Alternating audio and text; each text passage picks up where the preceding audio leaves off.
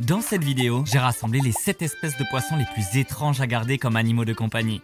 J'ai des espèces comme une qui n'a littéralement pas d'yeux, la plus petite au monde, et même un poisson qui peut marcher sur terre. Oui, ces poissons sont étranges. Mais pour commencer, le premier poisson bizarre se trouve dans ce récipient.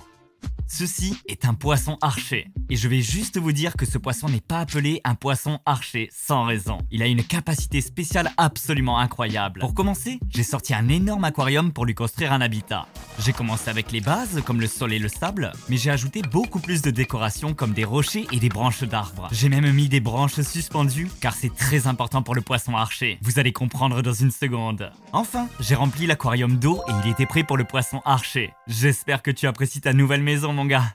Les poissons archers sont très territoriaux, donc il a immédiatement commencé à nager partout dans l'aquarium pour s'assurer qu'il était seul. Quand il a réalisé qu'il l'était, il a nagé jusqu'en haut de l'aquarium pour commencer à patrouiller autour des branches. Voyez-vous, cette espèce ne mange pas de nourriture normale pour poissons. Il ne mange que des insectes vivants. J'ai donc sorti un sac de petits criquets et les ai placés sur les branches des arbres. Et c'est là que la capacité spéciale entre en jeu. Le poisson archer a immédiatement remarqué les criquets et s'est mis en position.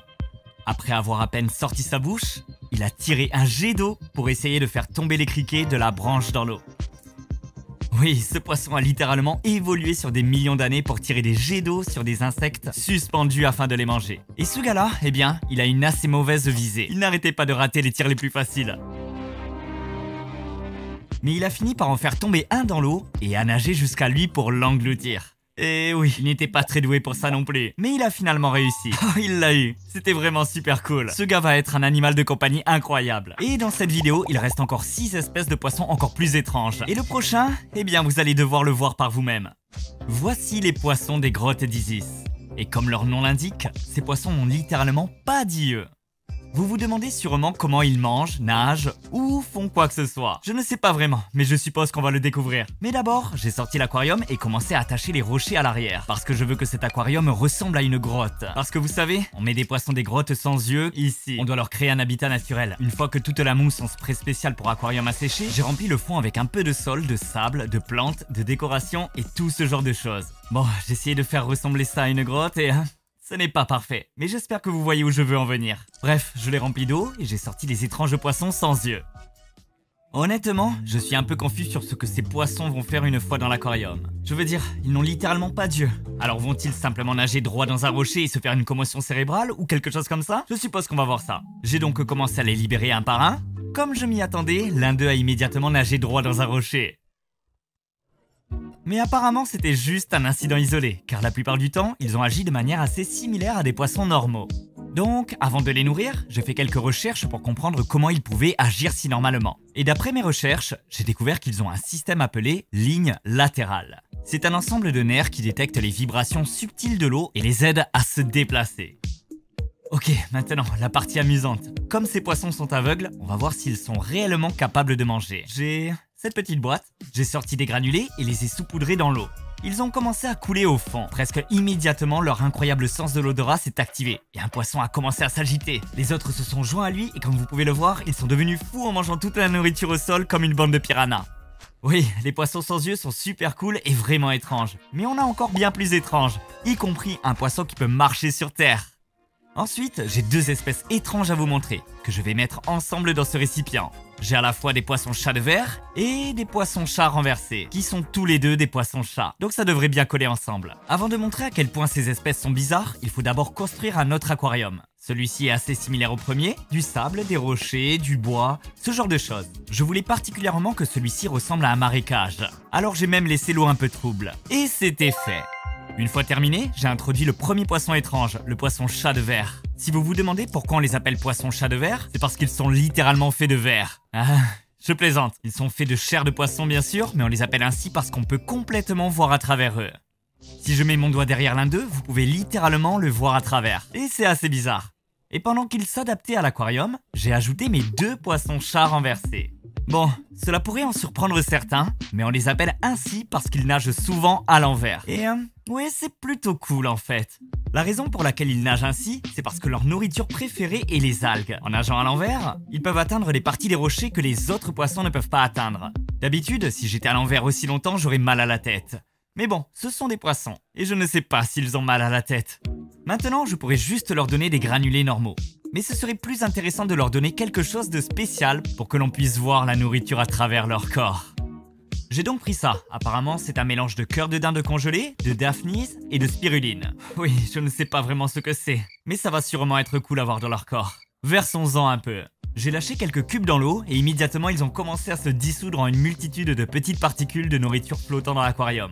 Quelques poissons-chats de verre sont immédiatement descendus les ramasser au fond, les mâcher et les avaler lentement.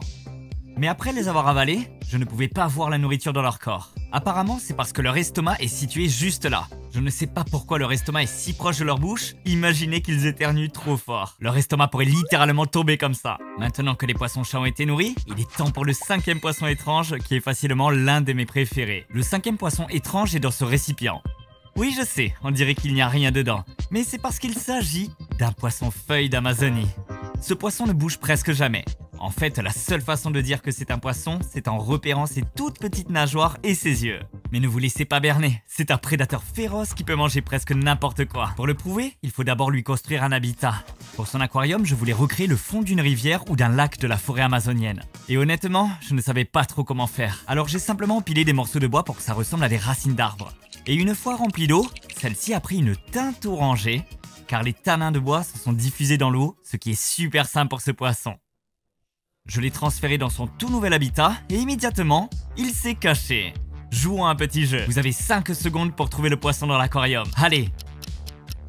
Il est quelque part par ici, camouflé. Et vous l'avez trouvé? Il est juste là. Oui, il est presque impossible à voir, surtout dans l'eau trouble remplie de tanins.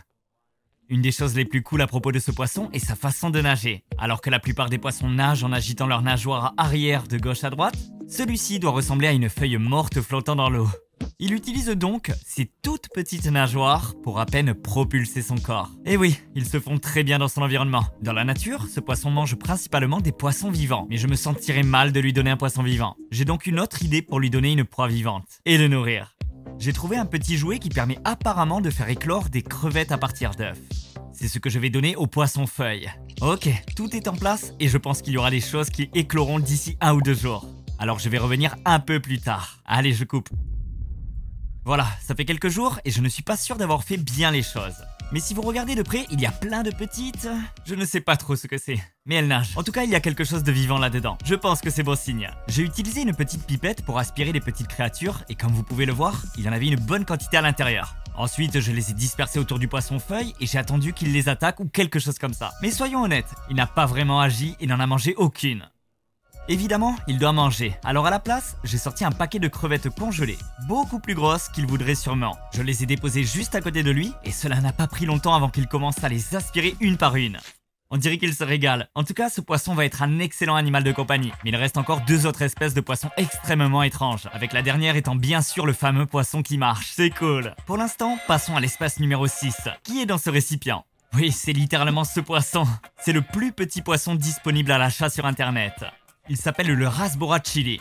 Et non, ce n'est pas un bébé ou quoi que ce soit. C'est littéralement un adulte entièrement formé. Je ne sais même pas s'il pourra manger ces minuscules granulés, car il est tellement petit. Mais on verra bien. Pour son aquarium, j'ai acheté quelque chose à sa taille. Le plus petit que j'ai pu trouver sur Amazon. Oh oui, c'est super cool et super petit.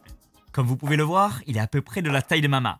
Pour une raison étrange, ça ressemble à un bloc Lego. Je ne sais pas pourquoi. Il est aussi venu avec un sac de nourriture comme des cailloux et des décorations vraiment moches. Bref, débarrassons-nous de tous ces trucs inutiles. Pour l'installation, c'était assez simple. Un peu de sable, des cailloux et quelques petites branches. Après avoir rempli d'eau très soigneusement, c'était prêt. Le petit aquarium est prêt. Mais je viens de réaliser qu'en fait, on le rétrograde un peu. On lui donne un espace encore plus petit. Mais bon, je suis sûr que cela ne le dérangera pas. C'est un petit poisson. Alors, mettons-le dedans et sois libre, mon ami. Bienvenue dans ta nouvelle maison. Ignorez à quel point l'eau est un peu trouble ici. Je ne peux pas vraiment mettre un filtre dans l'aquarium, car le poisson est trop petit. Mais regardez à quel point le Rasbora chili apprécie son aquarium. Il nage partout. On dirait qu'il adore ça. Ouais, il adore ça. Je lui ai donné quelques granulés. Comme je le disais plus tôt, et même s'il nageait en semblant vouloir les manger, il n'a rien mangé du tout. Et même s'il essayait, je ne pense pas qu'il rentrerait dans sa bouche. Franchement, il est tellement petit que je ne sais même pas si ce poisson a un cerveau. Il est peut-être juste en mode pilote automatique, se déplaçant dans des directions aléatoires. Mais bref, si vous pensiez que j'allais garder ce petit gars dans cet aquarium minuscule, vous aviez tort. Ce serait un peu cruel car il a besoin de beaucoup plus d'espace pour nager. Alors je l'ai pris et ajouté dans l'aquarium avec les poissons-chats, car ils ne sont pas agressifs du tout. Et il a les conditions parfaites. J'ai même ajouté 5 autres races Boracili de la même espèce pour qu'ils puissent se regrouper et devenir amis. C'est très cool. Bref, voilà pour le plus petit poisson que j'ai pu trouver.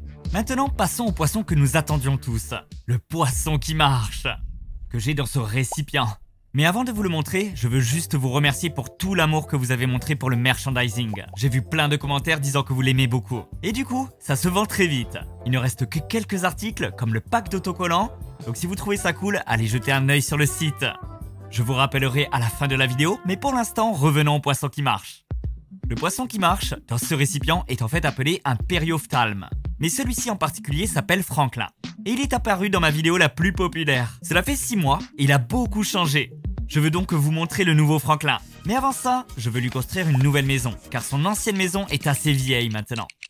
J'ai sorti un enclos et commencé par mettre des roches de lave au milieu et utiliser de la mousse expansive pour les fixer. Vous voyez, pour un poisson qui marche, il faut une zone terrestre, mais aussi une zone d'eau peu profonde pour qu'il puisse rester humide et nager un peu. J'ai commencé par la zone aquatique en ajoutant du sol aquatique, du sable, puis quelques cailloux et galets pour un effet plus naturel. J'ai terminé en plaçant quelques bâtons ci et là. Vous voyez ce que je fais? On les place, ça va bien rendre. Ouais. Pour la zone terrestre, j'ai utilisé de la fibre de coco comme base et les recouverte d'un autre type de terre qui devient plus boueuse lorsqu'on ajoute de l'eau. J'ai ajouté quelques branches et un peu de mousse pour finir. Simple, mais ça fait le boulot. Le dernier détail était d'ajouter de l'eau à la partie droite et de mouiller la terre pour un effet boueux. Une fois l'eau ajoutée, la terre est devenue parfaitement boueuse, idéale pour le périophthalme, vraiment au top. Le problème, c'est que cette zone humide favorise facilement la moisissure. Pour éviter cela, j'ai utilisé un paquet de collemboles, de petits insectes qui mangent la moisissure et empêchent sa prolifération. On va tester ça, ça devrait faire le travail. Allez, on verse le tout, comme ça. Après ça, l'enclos était prêt pour Franklin. Il pouvait être ajouté. Bienvenue dans ta nouvelle maison, Franklin. Oh, il est tellement mignon. Si vous n'avez pas vu la vidéo précédente, les périophthalmes peuvent nager comme des poissons normaux, comme vous vous en doutez. Mais en réalité, ils passent la plupart de leur temps hors de l'eau. Comme vous pouvez le voir ici, tant que leur peau reste humide, ils peuvent respirer à l'air libre, comme une grenouille. Et les gars, si vous avez vu la dernière vidéo, Franklin avait littéralement peur des criquets. Mais nous sommes 6 mois plus tard et il semble maintenant aimer ça. Il aime manger les criquets maintenant. Et je vais vous montrer comment cela se passe. C'est vraiment cool à regarder. J'ai lâché quelques criquets près de l'eau et ils ont immédiatement commencé à explorer les alentours. C'était une mauvaise idée car Franklin observait chacun de leurs mouvements. Pourtant, même quand les criquets se sont approchés très près, Franklin les a juste ignorés. Il ne semblait pas effrayé, mais il n'avait tout simplement pas faim. Il ne les mangeait pas. On peut dire que les criquets étaient chanceux ce jour-là. Donc, si vous voulez imaginer à quoi cela ressemble, imaginez un criquet et imaginez Franklin le manger. Oui, c'est plus ou moins ça. Quoi qu'il en soit, Franklin est sans aucun doute le poisson le plus fascinant de cette vidéo. Parce que franchement, un poisson qui marche sur Terre, c'est vraiment inhabituel. Et les gars, avant de partir, pensez à jeter un œil au merchandising. Les articles partent très vite, donc si quelque chose vous plaît, allez voir le site. Il y en a même plus là-bas. Allez voir, c'est vraiment cool. Je remercie tout le monde d'avoir regardé cette vidéo et cliquez sur la vidéo à l'écran. Et à bientôt.